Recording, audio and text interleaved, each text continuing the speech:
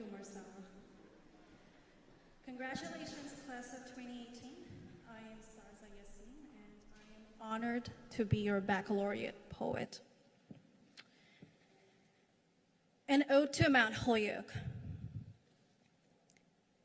As the time to bid farewell treads forward, we walk across the ironclad gate, leaving our shadows behind to swing along the chiming bells of the Abbey Chapel, on the knells of autumn that struck the chords of our hearts, on our way to the grandeur of the library, on the lush labyrinth of a bustling afternoon.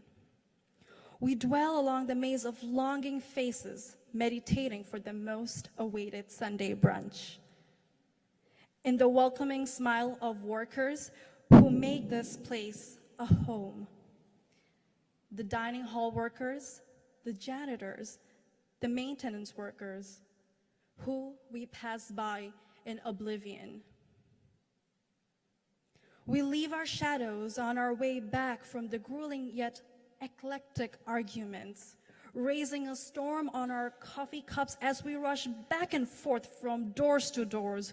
We sojourn in the halls of Skinner, where the blend of euphoric voices lull us back to our very first day, black and white, to our days of commencing yore, to the amber of a yearning. Yet the voices of reason are sharp, crisp, fierce, and brand new, ringing in our ears and speaking to our lips. We'll leave our shadows to hang by the lower lake, oscillating in the oasis of bonds, listening to the rippling waves.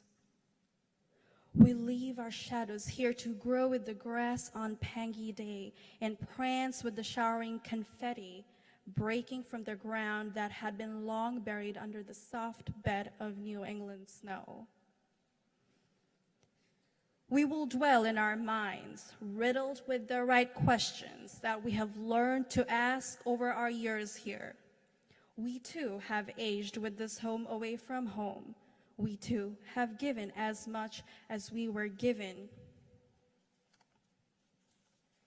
to the place that has been a home for hundreds of years to thousands of us. Many of us have exchanged mere glances and smiles.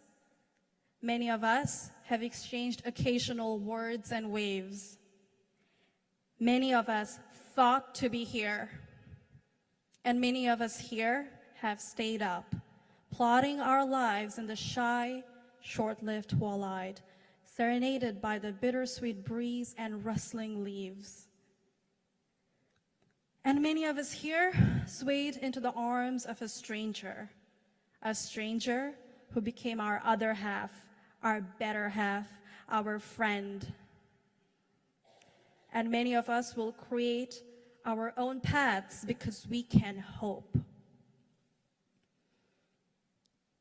This home has challenged us, exhausted us, torn us in tatters, provoked us to topple ourselves as we grew here in many ways, finding and losing our paths, constructing and deconstructing ourselves. This place has also pronounced us and promised us of better days. Here and now, we stand on the solemn labor of our sisters, comrades, and mothers. Some of us come from the fringes of the globe, emerging from the margins with only dreams at our disposal. Some of us fight in our silence of a corner or in the faint, yet reckoning glow of a candlelight vigil. And some of us with bodies on the streets, raising our fists, pounding our feet. But for all of us, the lights are still on as we dream awake night after night, ready to go miles and miles before we sleep. All of us are taken by the vast expanse on the mountain day, when for us the bells toll. We're spellbound, yet striving with our tired legs, an army of friends to reach the future beyond ourselves.